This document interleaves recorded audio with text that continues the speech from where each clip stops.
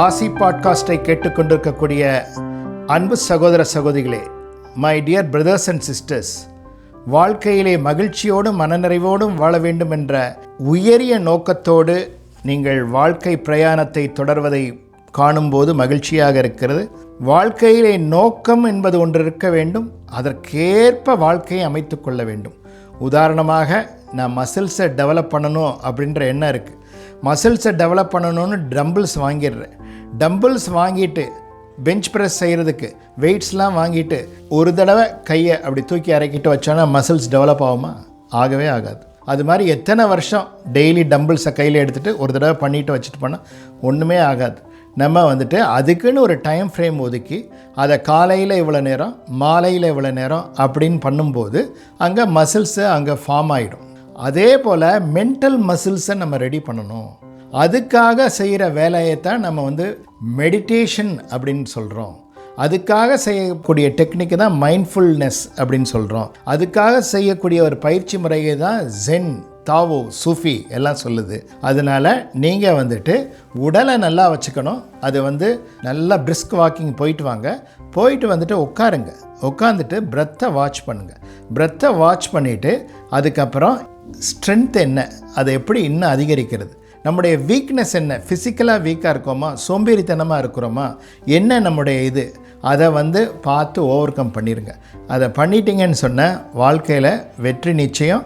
யாரும் இந்த உலக சரித்திரத்தில் இடம் பெற்றவங்க, அது யாராக இருந்தாலும் சரி, அவங்க வாழ்க்கையெல்லாம் படித்து பாருங்கள். அது ஹர்னால்ட் ஷ்வார்ஸ்நெகர் நிறைய தடவை அவமானப்படுத்தப்படுகிறார். இந்த உலகத்திலே வாழ்க்கையில் வெற்றி அடைஞ்சவங்க எல்லாரும் ஏளனமாக பேசப்பட்டவர்கள். அவர்கள் எதிர்ப்புகள் ஜாஸ்தி இருந்தது. அது என்ன அப்படின்னு பார்க்கும்போது, நம்ம ஓப்ரா வின்ஃப்ரேயோடைய வாழ்க்கையெல்லாம் பார்க்கும்போது, சேரியில் இருக்காங்க, அவங்க ஒரு ஸ்லம் ஏரியாவில், அந்த இடத்துல பாட்டியோடு இருக்காங்க, அந்த இடத்துல கற்பழிப்பு நடக்கிறது. ஆனால் உலகத்திலே மிக பிரசித்தி பெற்ற பெண்ணாக இன்றைக்கி இருக்கிறாங்க. அவருக்காக அமெரிக்க ஜனாதிபதி காத்துக்கிட்டு இருக்கார், நம்மளை இன்டர்வியூ பண்ணுவாங்களா அப்படின்னு சொல்லிட்டு. உலக நாடுகள் எல்லோரும் போற்றக்கூடிய வகையில் இருக்காங்க. என்னென்ன, நமக்கு ஒரு விஷயம் நடந்துச்சுன்னு சொன்னால் அதையே நம்ம சொல்லிக்கிட்டு இருக்கக்கூடாது. எனக்கு மனசு தாங்கலை, நான் பெரிய வேதனை நடந்துச்சிட்டேன், என்னை அவமானப்படுத்திட்டாங்க, இதே பேசிக்கிட்டு இருந்தால் நம்ம எனர்ஜி ட்ரெயின் ஆகிடும். அதனால இவங்க லைஃப்பெல்லாம் பார்க்கும்போது அவங்க என்ன அப்படின்னு பார்த்தாங்கன்னா, அந்த உடைக்கப்பட்டார்கள், உடைக்கப்பட்ட இடத்துலேருந்து உருமாறி இந்த ஃபீனிக்ஸ் பறவை மாதிரி வெளியே வராங்க. அந்த மாதிரி சிலைகள், நாம் வணங்கக்கூடிய சிலைகள் இருக்கு இல்லையா கோயிலில், அதை எப்படி அப்படியே மெதுவாக எண்ணெய் தேய்ச்சி அப்படி உருவாக்குனதா, அடின்னு அடித்து உளியை வச்சு அடித்து உடைச்சி அதுக்கப்புறம் அது விக்கிரகமாக மாறுது. அதே மாதிரி நாம் உடைக்கப்பட்டு உருவாக்கப்படுவோம். இந்த உண்மையை நாம் தெரிந்து கொள்ளணும். உடைக்கப்படும் போது அதிர்ச்சி அடையக்கூடாது. நம்ம உடைக்கப்படும் போது பயந்து விடக்கூடாது. புதியதொரு ஆரம்பம் நம்முடைய வாழ்க்கையில், நியூ பிகினிங் ஒன்று உருவாக போகுது. அது நம்ம வாழ்க்கையில் மேன்மைப்படுத்த போகின்றது அப்படின்றத நம்ம நம்பணும். அந்த பிலீஃப் சிஸ்டத்தை உருவாக்கணும். எது நடந்தாலும் சரி, தேங்க்யூ. நம்ம வாழ்க்கையில் இன்பம் கிடச்சிச்சா, தேங்க்யூ. யாரோ ஹர்ட் ரேட்டோட வெறுப்போடு நடந்துக்கிறாங்களா, தேங்க்யூ. என்னை பலமாக இருக்கணான்னு நேச்சர் சோதிக்குது, அந்த டெஸ்ட்டு வச்சுச்சு, அந்த டெஸ்ட்டில் நான் பாஸ் பண்ணிட்டேன். அப்படி பாஸ் பண்ணிட்டோன்னே நமக்கே என்ன ஆகும், அவர் நம்மளை நிலைகுலைய வைக்கணும்னு நினைக்கிறாரு. நம்ம நிலைகுலையாமல் இருக்கிறோம். பிரபஞ்சத்தால் ஆசீர்வதிக்கப்படுவோம். இந்த அமைதியை தான் பிரபஞ்சம் விரும்புது. இந்த நம்பிக்கையை தான் பிரபஞ்சம் விரும்புகின்றது. இந்த பிரபஞ்சம் விரும்புகிறது என்ன என்று பார்க்கும்போது, எந்த நேரத்திலும் அமைதி கெடாமல் இருப்பது, இந்த யூனிவர்சல் எனர்ஜியை நம்புறது, ஃபுல்லாக நம்பிடுறது, இந்த யூனிஃபைடு ஃபோர்ஸ் எனக்கு நல்லதான் பண்ணுன்னு நம்பும்போது மாறியாக பொழிய ஆரம்பிக்கின்றது அந்த ஆற்றல். இந்த பிரபஞ்ச சக்தி நம்ம உடல்லையும் உள்ளத்துலையும் உயிர்லையும் ஊடுருவ ஆரம்பிக்கிறது. அதனால் நம்ம என்ன பண்ணணும் அப்படின்னு பார்க்கும்போது, நேவலில் கையை வச்சு ஃபிசிக்கல் பாடி நல்லா ஆகுதுன்னு சொல்லி நல்லா மூச்சை காலையில் இழுத்து விடுங்க. ஃபிசிக்கல் பாடி ஸ்ட்ராங் ஆகுது, ஃபிசிக்கல் பாடி ஹேல் அண்ட் ஹெல்த்தியாக மாறுது. நேவலில் தொப்புள் மையத்தில் கையை வச்சு அப்படியே இழுத்து விடுங்க.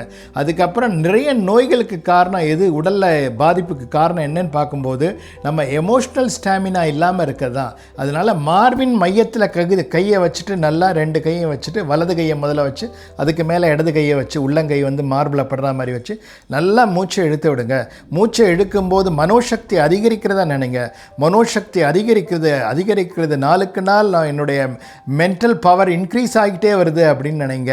அதுக்கப்புறம் அதை ஒரு 5 நிமிஷம் பண்ணதுக்கப்புறம் த்ரோட்டில் கையை வச்சு நம்முடைய ஆஸ்ட்ரல் பாடி பியூரிஃபை ஆகுது, ஸ்ட்ராங் ஆகுதுன்னு நினைங்க. இந்த பாடி மைண்டு இன்டலெக்ட் இது வந்து நேவலில் கனெக்ட் ஆகிருக்கு. பாடி ஃபிசிக்கல் பாடி, எமோஷ்னல் பாடி வந்து ஹார்ட் சக்கரா, இங்கே ஆஸ்ட்ரல் பாடியோட கனெக்ட் ஆகிருக்க தான் இன்டலெக்சுவல். இந்த பாடி மைண்டு இன்டலெக்ட் வந்துட்டு கனெக்ட் ஆகும்போது ஒருத்தருக்கு கனெக்ட் ஆகிருச்சுன்னா அதை தான் யோகம்னு சொல்கிறோம். யோகானா இணைதல்னு அர்த்தம், ஹார்மனின்னு அர்த்தம், யூனியன்னு அர்த்தம். அது வந்ததுக்கு பிறகு ஒரு தைரியம் வந்துடும். நமக்கு ஒரு உறுதி, நுட்பம், சக்தி இதெல்லாம் ஓங்கும். அதுதான் ஃபோக்கஸ்டாக இருக்கணும்னு சொல்கிறாங்க. சின்ன வயசுலேயே அந்த ஃபோக்கஸ்டாக இருக்கிறதுக்கு குழந்தைங்களுக்கு சொல்லித்தரணும். வேவரிங்காக இருக்கக்கூடாது, அன்வேவரிங்காக மாறணும். அப்படி ஃபோக்கஸ்டாக இருக்கிறதுக்கு நம்ம பயிற்சி எடுத்துக்க என்ன ஆகும், ஒரே நாளில் ரிசல்ட் எதிர்பார்க்கக்கூடாது. அப்புறம் ஃபோக்கஸ்டாகி நம்ம சக்தி போய் யூனிவர்ஸில் தொடர்பு கொள்ள ஆரம்பிக்கும். சிற்றறிவு முற்றறிவோடு இணைய ஆரம்பிக்கும். இது டைனி கான்ஷியஸ் வந்து சூப்பர் கான்ஷியஸோடு தொடர்பு கொள்ளும். அப்படி தொடர்பு கொள்ளும்போது எல்லாமே வந்துட்டு நம்ம மைண்ட் பவர்னால், நம்முடைய சூப்பர் இன்டெலிஜென்ஸ்னால் பண்ண முடியும் அப்படின்றத நமக்கு புரிய ஆரம்பிச்சிடும். இருக்கிறதுலே பவர்ஃபுல்லான விஷயம் எது என்று பார்க்கும்போது நம்முடைய பிரெயின். அந்த பிரெயினில் வந்துட்டு நம்ம 10% கூட யூஸ் பண்ணலை. அதனால் நம்ம எப்போ 20-30% ஒருத்தருக்கு யூஸ் பண்ண முடியுதோ அவங்கள தான் சூப்பர் ஹியூமனாக நம்ம பார்த்துருக்கோம் இந்த உலகத்தில்.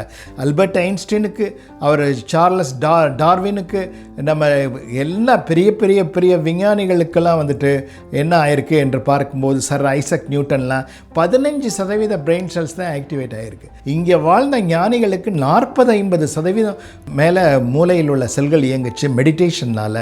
அதனால் அவங்களால முடியாத எதுவும் கிடையாது, எல்லாமே கைகூடும். ராமலிங்க சுவாமி சொல்வார், எல்லாம் செயல்கூடும் என்னானே, என் மேலே சத்தியமாக சொல்கிறேன், அம்பலத்தை எல்லாம் வல்லான்றனே ஏற்று. அப்படியே நீங்கள் நேவல் சக்கரா, ஹார்ட் சக்கரா, த்ரோட் சக்கராலாம் எனர்ஜைஸ் பண்ணிக்கிட்டு வர சக்தி வந்து மேலே போக ஆரம்பிச்சிடும். பாத்வே புதுசாக உருவாகும். அதுக்கு இட் வில் டேக் டைம். 1 வருஷம் 2 வருஷம் 3 வருஷம் ஆகும்போது அதுக்கப்புறம் அந்த எனர்ஜி சர்ப்ளஸாக இருக்க எனர்ஜியை வந்துட்டு ஸ்பேஸோட தொடர்பு கொள்ள ஆரம்பிக்கும். ஸ்பேஸோட தொடர்பு கொள்ள ஆரம்பித்தோன்னா நம்ம பார்வை மாறிடும். நம்ம இந்த கண்ணில் பார்க்குறோம், இந்த ஊனக்கண்ணில் பார்க்குறத வச்சுக்கிட்டு உலகத்தை புரிஞ்சுக்கிட்டு தான் நினைக்கிறோம். இல்லை, இந்த கண் போதாது, ஆன்மாவுக்குள்ள ஒரு கண் இருக்குது, அந்த அகக்கண் திறக்க வேண்டும். அந்த அகக்கண் திறப்பதற்கு தூய்மை ஆகணும். அந்த தூய்மையாகிறதுக்கு ஃபஸ்ட்டு ஃபிசிக்கல் பாடியை பியூரிஃபை பண்ணணும், அப்புறம் எமோஷ்னல் பாடியை பியூரிஃபை பண்ணணும், அதுக்கப்புறம் ஆஸ்ட்ரல் பாடியை பியூரிஃபை பண்ணணும். அப்படி பியூரிஃபை பண்ணும்போது சிங்க்ரனைஸ் ஆகிரும்.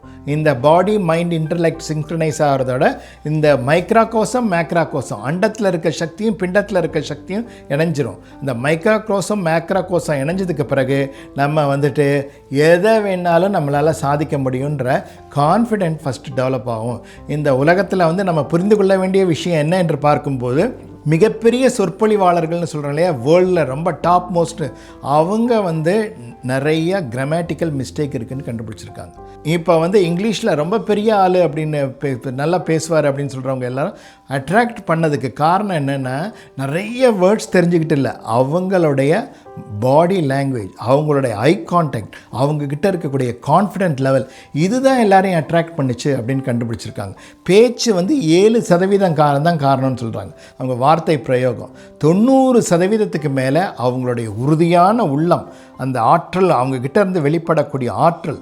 அதனால் காமமாக கோபமாக வெளிப்படக்கூடிய சக்தியை நம்ம உள்முகமாக பிரார்த்தனையில் திருப்பி ஆற்றலாக மாற வேண்டும், ஆற்றல் பொருந்தியவர்களாக மாற வேண்டும். அப்படி ஆற்றல் பொருந்தியவர்களாக மாறும்போது நம்முடைய வாழ்க்கை என்பது நிறைய பேருக்கு வந்துட்டு பாடமாக அமையும். நம்ம நிறைய பேரை கூப்பிட்டு புத்தி சொல்ல வேண்டாம், யாரையும் கூப்பிட்டு புத்தி சொல்லி அறிவுரையெல்லாம் கூற வேண்டாம். நம்ம ஆற்றல் மிக்கவர்களாக மாறும்போது மரம் பழுத்தா வவ்வால வான்னு கூவி அழைக்க வேணான்னு சொல்லுவாங்க, எல்லோரும் தேடி வருவார்கள். அதனால் இந்த இன்ஆக்டிவாக இருக்க செல்ஸ் எல்லாம் ஆக்டிவேட் ஆகணும். அதுக்கு நம்மக்கிட்ட இருக்க சோம்பல் நீங்கணும். சோம்பலை நீக்குவதற்கு சுவாச பயிற்சி ரொம்ப உதவியாக இருக்கும். அதையெல்லாம் நம்ம வந்துட்டு இந்த ஆசி பாட்காஸ்ட்டை கேட்டுக்கொண்டிருக்கக்கூடிய நேயர்கள் நினைவு கொள்ள கொள்ள வேண்டிய விஷயம் என்னென்னா, யுனிவர்சல் வேர்ல்ட் பீஸ் டிவைன் எம்பையர்னு வச்சு இந்த பயிற்சியெல்லாம் இலவசமாக கற்றுக் கொடுத்துக்கிட்டு வரோம். அது ஆர்வமுள்ளவர்கள் வந்து கற்றுக்கொண்டு பயன்பெற வேண்டும் என்று கூறிக்கொண்டு, இந்த ஆசி பாட்காஸ்ட்டை கேட்டுக்கொண்டிருக்கக்கூடிய உங்கள் அனைவருடைய வாழ்க்கையிலும் மங்களகரமான மாற்றம் ஏற்பட உங்கள் அனைவரையும் வாழ்த்தி வணங்கி நிறைவு செய்கிறேன். வாழ்க வளத்துடன். ஆசி podcast by M.S. Ravishankar Raja.